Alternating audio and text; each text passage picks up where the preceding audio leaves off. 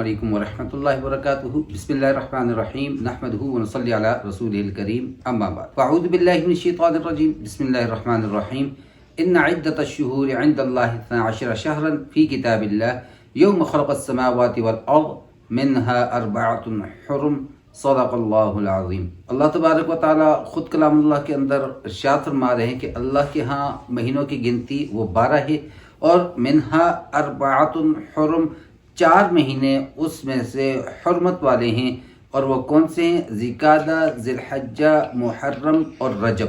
یہ 4 مہینے اللہ رب العزت کے ہاں مکرم ہیں، معزز ہیں، تعظیم والے ہیں۔ اب بہت سے لوگ ایسا کرتے ہیں کہ محرم الحرام کے اندر، جبکہ یہ اتنی عظمتوں والا ہے، آپ صلی اللہ تعالی علیہ وسلم نے خطبہ حجۃ الوداع پر ایک انتہائی تفصیلی مفصل ایک خطبہ ارشاد فرمایا، جس میں تمام کی تمام انسانیت کے لیے قیامت تک کے لیے رہنمائی موجود ہے، اور اس میں آپ نے خاص طور سے ارشاد فرمایا اس وقت زمانہ اسی رفتار اور اسی حیت پر آ چکا ہے کہ جس دن اللہ تعالیٰ نے زمین اور آسمان پیدا فرمائے تھے۔ ایک سال 12 مہینے کا ہوتا ہے، 4 مہینے اس میں حرمت والے ہیں، جن میں سے 3 مہینے ذوالقعدہ، ذوالحجہ اور محرم تو مسلسل ہیں، اور ایک رجب کا مہینہ ہے جو کہ جمادی الاخری اور شعبان کے درمیان میں آتا ہے۔ اب یہ صحیح بخاری کی حدیث ہے، اور حدیث نمبر 4294 ہے۔ آپ صلی اللہ تعالی وسلم کے فرمان مبارک مفہوم کے مطابق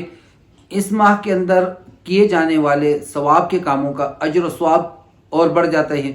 چنانچہ آپ صلی اللہ تعالی علیہ وسلم نے 10 محرم الحرام کے روزے کو، یوم عاشوراء کے روزے کو، باقی رمضان کے علاوہ باقی مہینوں میں سے افضل ترین روزہ قرار دیا ہے۔ صحیح مسلم میں حدیث نمبر 1163 آپ صلی اللہ تعالی علیہ وسلم کا ارشاد مبارک کا مفہوم ہے کہ اللہ رب العزت کے ہاں رمضان المبارک کے بعد اس مہینے کے روزے سب سے زیادہ افضل ہیں، اور علماء اکرام فرماتے ہیں کہ یہ بات صرف روزوں تک محدود نہیں، بلکہ اس مہینے کے اندر کیے جانے والا کوئی بھی نیکی کا کام ہے وہ اجر و ثواب میں باقی ایام، رمضان کی بات نہیں ہو رہی، رمضان کی اپنی فضیلت ہے، تو باقی مہینوں کے اندر جو ثواب کے کام کیے جاتے ہیں اس کی نسبت محرم الحرام کے اندر جو ثواب اور نیکی کے کام کیے جاتے ہیں ان کا اجر و ثواب بھی کئی گنا بڑھا دیا جاتا ہے۔ تو اب آتے ہیں اپنے اصلی موضوع کی طرف کہ محرم الحرام کے اندر نکاح کرنا کیسا ہے۔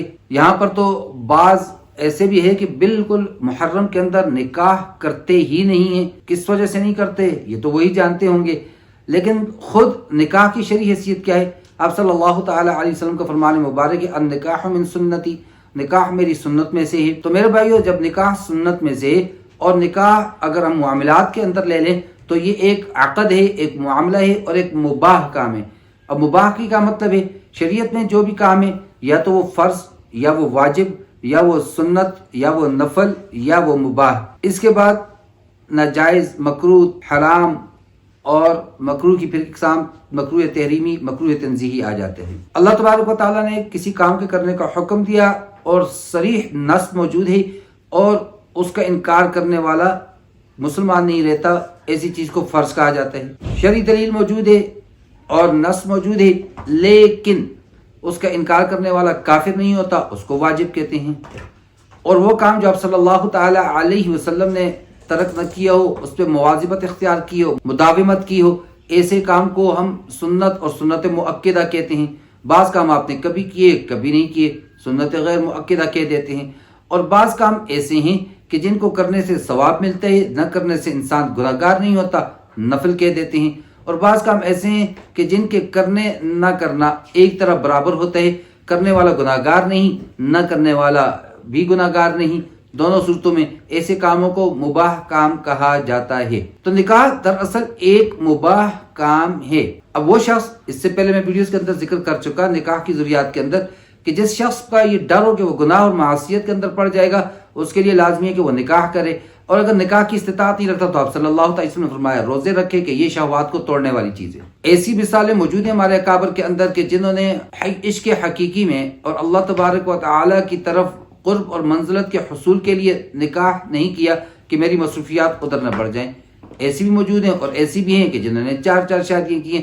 لہذا ہر دو اپنی سوچ کے مطابق بالکل صحیح پر ہیں، فرض نہیں، واجب نہیں، فرضیت اسی صورت ایک میں ہے جب گناہ میں پڑنے کا ڈر اور خطرہ ہو۔ تو جب نکاح ایک مباح کام ہے بلکہ ایک مستحسن کام ہے جس کی وجہ سے آدمی کا آدھا ایمان محفوظ ہو جاتا ہے، جس کی وجہ سے انسان بد نظری سے محفوظ ہو جاتا ہے، جس وقت ایک حدیث مبارک کا مفہوم ہے کہ عورت صبح کو تہجد کے لیے اٹھے اور وہ اپنے خاوند کو اٹھانے کے لیے اس طرح اس پہ پانی کے چھینٹے ڈالے تو اللہ رب العزت مسکراتے ہیں۔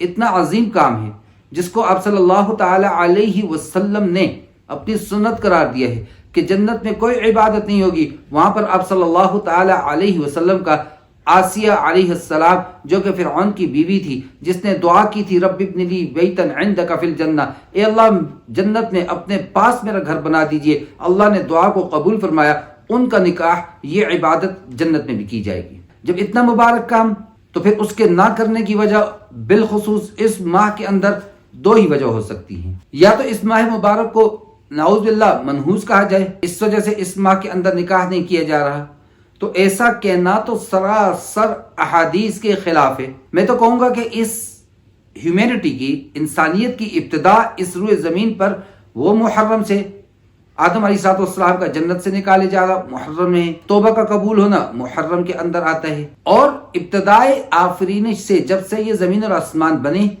اور آخر تک اللہ تبارک و تعالیٰ نے فرمایا اربعۃ حرم، 4 مہینے احترام والے ہیں، محرم ان میں شامل ہے، تو اس کو منحوس کہنا گویا اللہ تبارک و تعالیٰ کی طرف سے ایک چیز کو جب کہ عظمت والا بنایا گیا اور ہم اس کو منحوس کہہ رہے، تو ہم سوچتے ہیں ہماری سوچ کیا ہے، ہمارا مقام کیا ہے، اور ہم کیا اسلام سے تعلق بھی رکھتے ہیں۔ اب آ جائیے دوسری طرف کہ جو اس مہینے کو اگر یہ کہا جائے کہ یہ غم والا مہینہ ہے، لہٰذا اس مہینے کے اندر شادی نہ کی جائے، کیونکہ نواس رسول امام حسین رضی اللہ تعالی عنہ کی شہادت اس مہینے کے اندر ہے۔ چلیے 2 منٹ کے لیے ہم آپ کی اس بات کو تسلیم کر دیتے ہیں۔ اب غم منانا شرعاً کیا اس کی اجازت ہے؟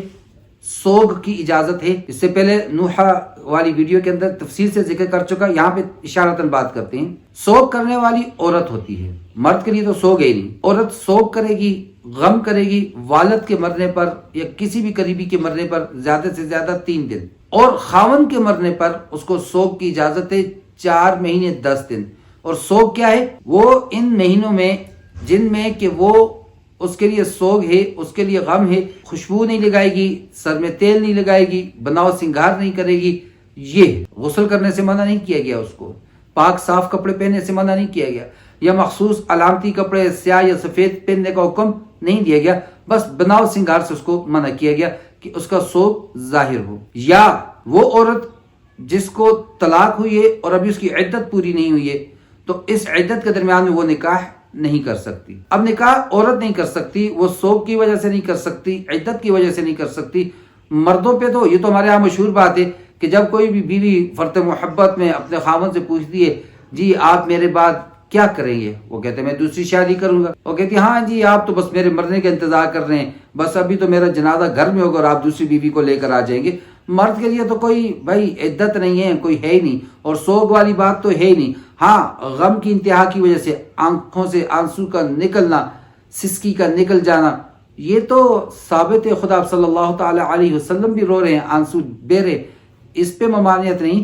چیخنا، رخساروں پہ مارنا، سینے پہ مارنا اور ایسے الفاظ نعوذ باللہ کہہ دینا کہ جن کے اندر شرکی الفاظ میں اللہ کی عظمت کی توہین کی جائے، اللہ کے فیصلوں پر ناراضگی ظاہر کی جائے، شریعت اس سے منع فرماتی ہے۔ اور پھر کچھ لوگ ایسے ہیں، ایسے فرقے یا ایسی سوچ سے تعلق رکھتے ہیں، وہ کوئی بھی ہو سکتا ہے، جو حضرت حسین رضی اللہ تعالی عنہ کی شہادت کو اتنا بڑھا چڑھا کر بیان کیا کہ کائنات بننے سے آج تک جیسے اس سے بڑا کوئی سانحہ ہوا ہی نہیں ہے۔ ذی الحجہ کے مہینے کے اندر حضرت عثمان رضی اللہ تعالی عنہ کہ جن کے نکاح میں آپ صلی اللہ علیہ وسلم کی ایک بیٹی غزوہ بدر کے موقع پر فوت ہوتی ہیں، پھر دوسری بیٹی کا نکاح کروایا جاتا ہے جن کو ذو النورین کہا جاتا ہے، جن کو آپ صلی اللہ تعالی علیہ وسلم نے غزوہ تبوک کے موقع پر جبکہ وہاں پر چندہ اکٹھا کیا جا رہا ہے، آپ صلی اللہ تعالی علیہ وسلم کو جب حضرت عثمان رضی اللہ تعالی عنہ آتے ہیں،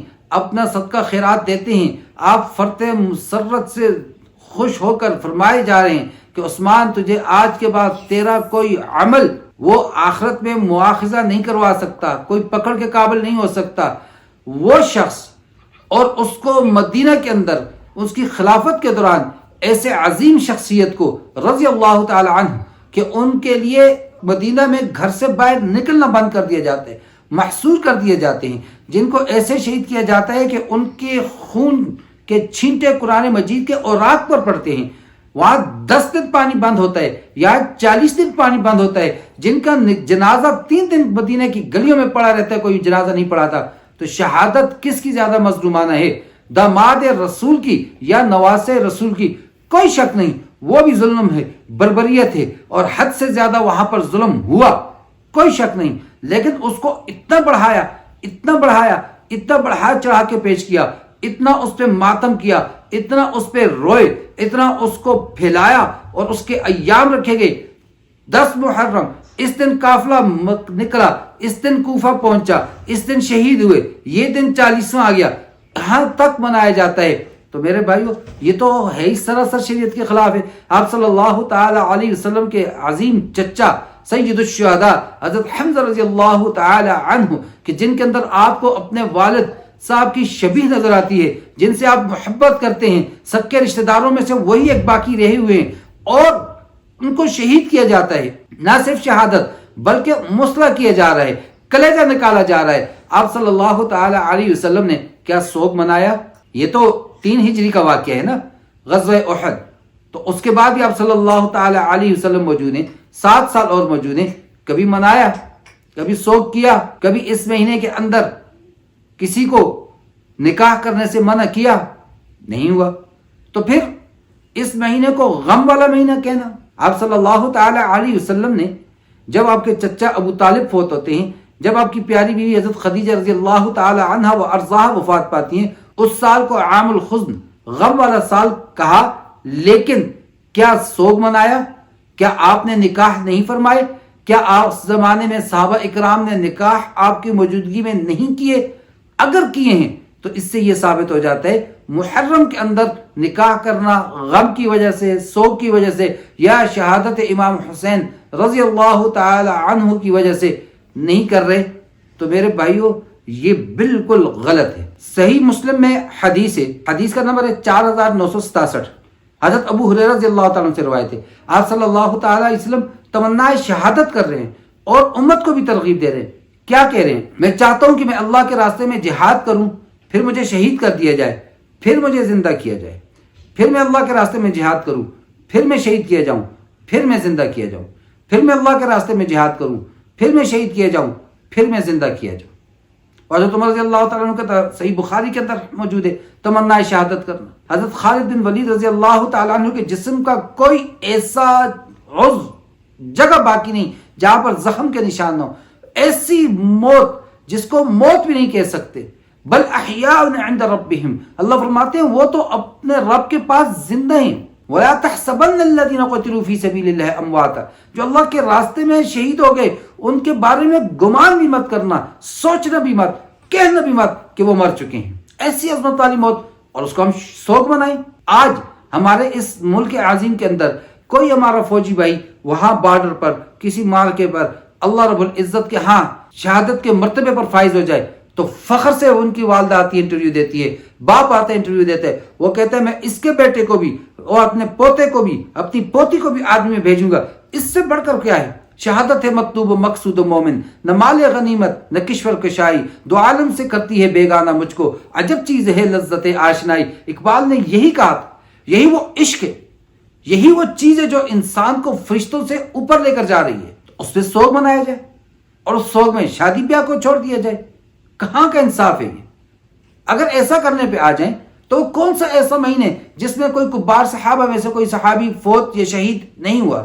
خود ہمارے عزیز و اقارب بھی ان مہینوں کے اندر فوت ہوئے ہیں، تو کیا ہم ان مہینوں میں شادی بیاہ کرنا چھوڑ دیں گے؟ آئیے تاریخ کی طرف نظر دوڑائیے ذرا۔ محرم کے بعد کون سا مہینہ آ رہا ہے؟ صفر کا مہینہ۔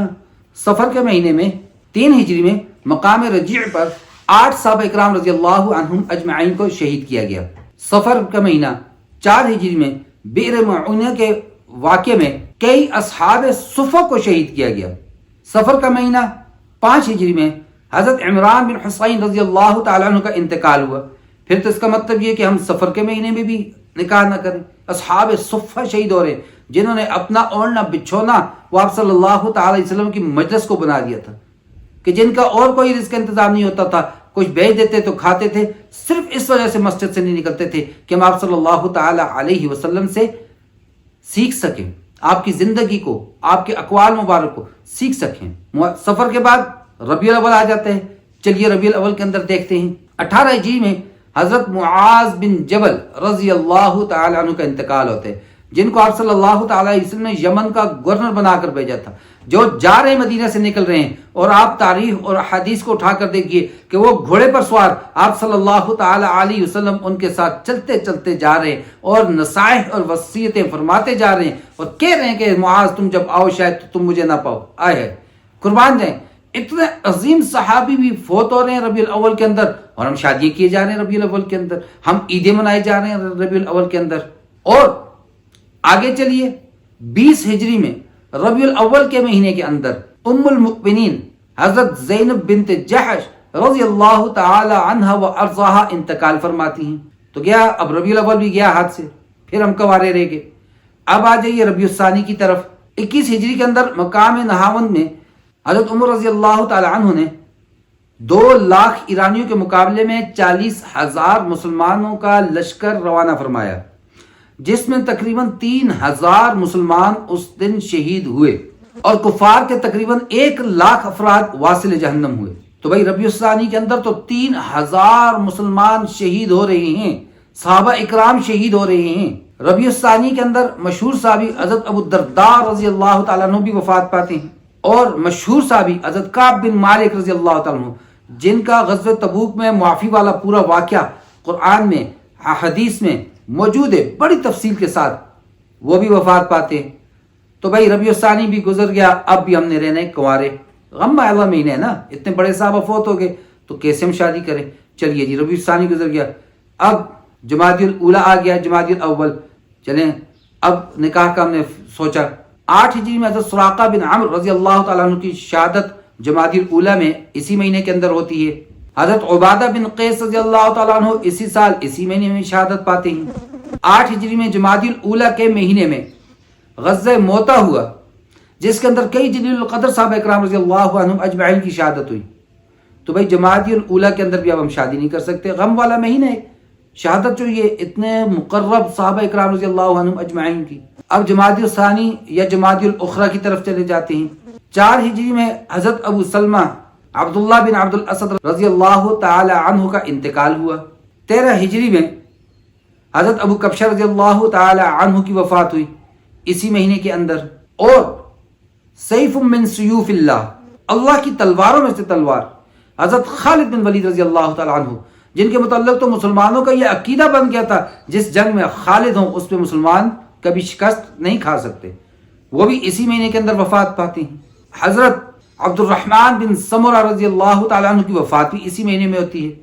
تو جمادی الاخری یا بالفاظ دیگر جمادی الثانی اس مہینے میں بھی نکاح نہیں کر سکتے. اتنے اکابر صحابہ اکرام اس مہینے میں وفات پا گئے.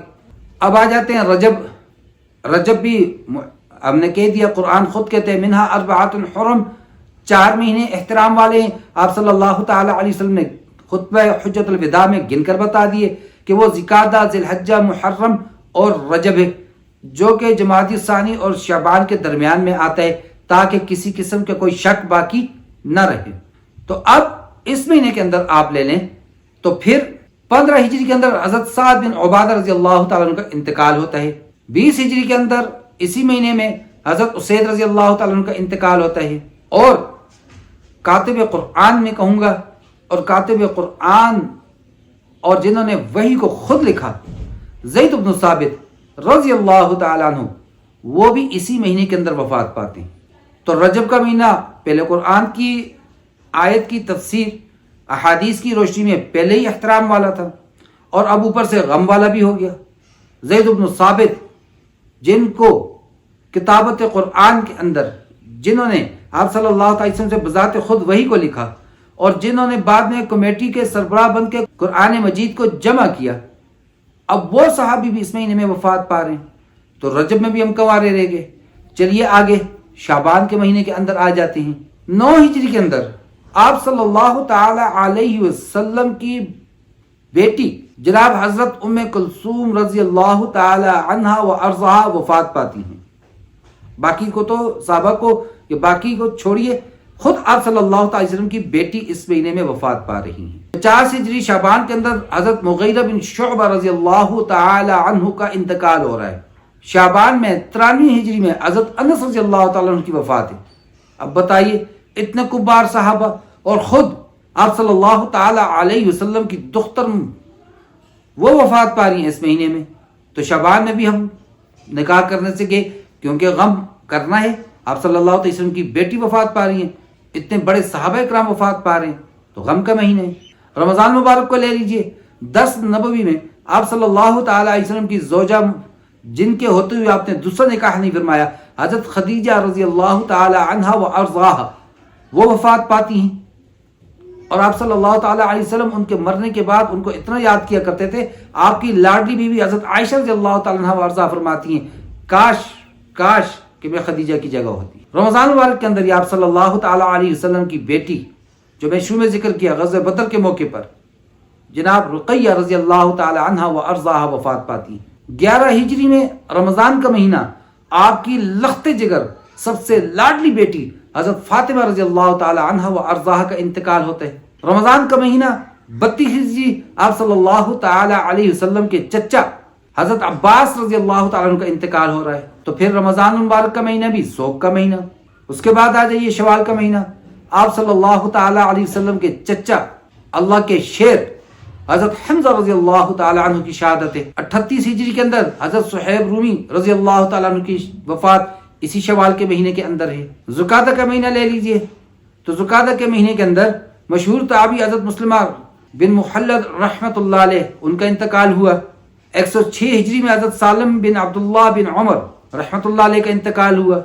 اتنے کبار یعنی حضرت عمر رضی اللہ تعالیٰ عنہ کے پوتے وہ ذوالقعدہ کے اندر وفات پا رہی ہیں. اب وہ بھی غم کا مہینہ آ گیا. اب بچ کے ذوالحج، اور ویسے بھی ذوالقعدہ ذوالحج تو اللہ کے ہاں حرمت والے مہینے. تو ذوالحج کے مہینے کو لے لیجئے. حضرت سعد بن معاذ رضی اللہ تعالیٰ عنہ ذوالحج کے مہینے میں وفات پاتے ہیں. ام رومان رضی اللہ تعالی عنہ و ارضاہا کا انتقال اسی مہینے میں ذوالحج کے اندر ہوا. ذوالحج 12 ہجری میں حضرت ابو العاص رضی اللہ تعالی عنہ کا انتقال ہو رہا ہے.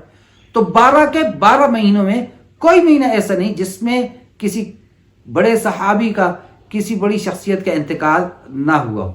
ہم عام زندگی میں لے لیں، ہمارے قریبی رشتہ دار اگر اس مہینے کے اندر بھی فوت ہوئے ہوں، اگر تاریخ نکاح رکھ دی گئی تو پھر ہم نکاح کر لیتے ہیں. تو پھر اس مہینے میں منحوس کہنا، اللہ نے جس کو عظمت اور حرمت والا مہینہ بنایا ہم اس کو منحوس سمجھ کے نکاح نہ کریں. یا اگر ہم سوگ والا کہیں، سوگ اسلام میں جائز نہیں، تو پھر تو کوئی مہینہ سوگ سے خالی بنتا ہی نہیں. تو کیا کریں؟ کنوارے ہی مر جائیں. کوئی مہینہ تو ایسا رہا نہیں. اب 13واں مہینہ تو ہم بنا نہیں سکتے، تو کیا کریں پھر؟ آپ بتائیے. کنوارے مر جائیں، کس نے یہ عقیدہ بنایا؟ اب آ جاتے ہیں محرم میں شادیاں اگر ہوئی ہیں صحابہ کرام میں سے یا صلی اللہ علیہ وسلم کی کوئی شادی ہوئی ہے، تو کیا ایسا کوئی ثبوت موجود ہے؟ چلیے وہ بھی ہم تو تاریخ کے اوراق پہ اور احادیث کی طرف نظر کر لیتے ہیں. ایک معتبر قول کے مطابق فاتح خیبر حیدر کرار جناب حضرت علی المرتضیٰ کرم اللہ وجہہ رضی اللہ تعالی عنہ کی شادی حضرت فاطمہ رضی اللہ تعالی عنہ و ارضاہا سے اسی مہینے میں، اس مقدس مہینے میں، محرم کے مہینے میں ہوئی. دیگر اقوال بھی ملتے ہیں لیکن معتبر قول آپ صلی اللہ علیہ وسلم کی بیٹی کا نکاح 2 ہجری میں ہوا. اس میں اختلاف تھے کون سے مہینے میں ہوا، وہاں پر پھر اختلاف آ رہا ہے. اس کے علاوہ واٹس ایپ پر، سوشل میڈیا پر میسج بہت زیادہ چل رہا ہوتا ہے، وائرل ہوتا ہے کہ اس محرم کے مہینے میں 3 شخصیات کا نکاح اس محرم الحرام کے مہینے میں ہوا. زوجۃ النبی صلی اللہ علیہ وسلم حضرت صفیہ رضی اللہ تعالی عنہ و ارضاہا کا نکاح آپ صلی اللہ تعالی علیہ وسلم سے پہلا. دوسرا حضرت عثمان رضی اللہ تعالی عنہ کا نکاح جناب بنت رسول ام کلثوم رضی اللہ تعالی عنہ و ارضاہا سے. تیسرا داماد رسول حضرت علی رضی اللہ تعالی عنہ کا نکاح آپ کی بیٹی جناب حضرت فاطمہ رضی اللہ تعالی عنہ و ارضاہا سے ہوا. سوشل میڈیا پہ یہ میسج بہت زیادہ وائرل ہوتا ہے اب ان کی تحقیق بھی کر لیتے ہیں۔ حضرت علی رضی اللہ تعالیٰ عنہ کا نکاح، اب اس میں اختلاف ہے، 2 ہجری ہے، کون سا مہینہ تھا؟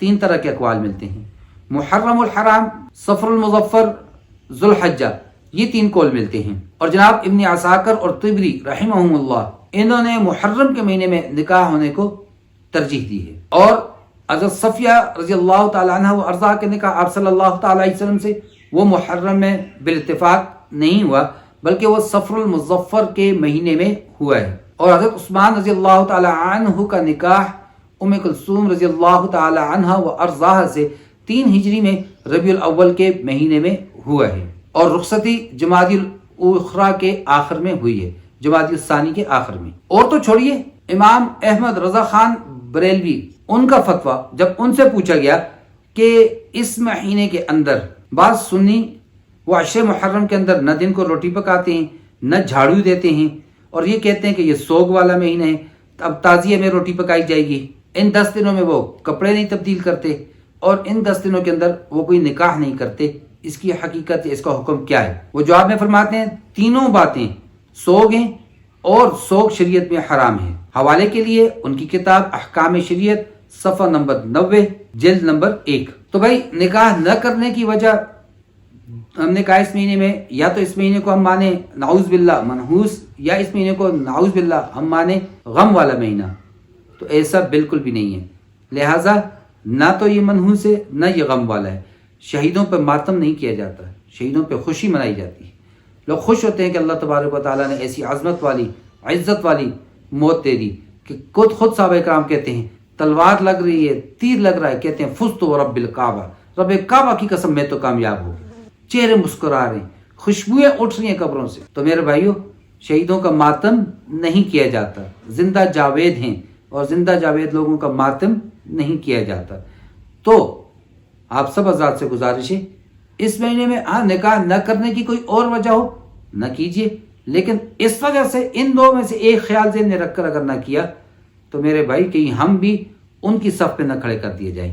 میں ظاہر کو دیکھ رہا ہوں، انسان ظاہر کو دیکھ سکتا ہے، دلوں کا حال اللہ جانتا ہے، تو اللہ سے کوئی چیز چھپی ہوئی نہیں ہے۔ یعلم خائنۃ الاعین، وہ آنکھوں کی خیانت کو بھی جانتا ہے، وہ یعلم ما تخفی الصدور، اور ان باتوں کو بھی جو سینے کے اندر چھپاتے ہیں۔ اللہ تبارک و تعالی مجھے اور آپ کو سمجھ اور عمل کی توفیق عطا فرمائے۔ وما علینا الا البلاغ۔ السلام علیکم ورحمۃ اللہ وبرکاتہ۔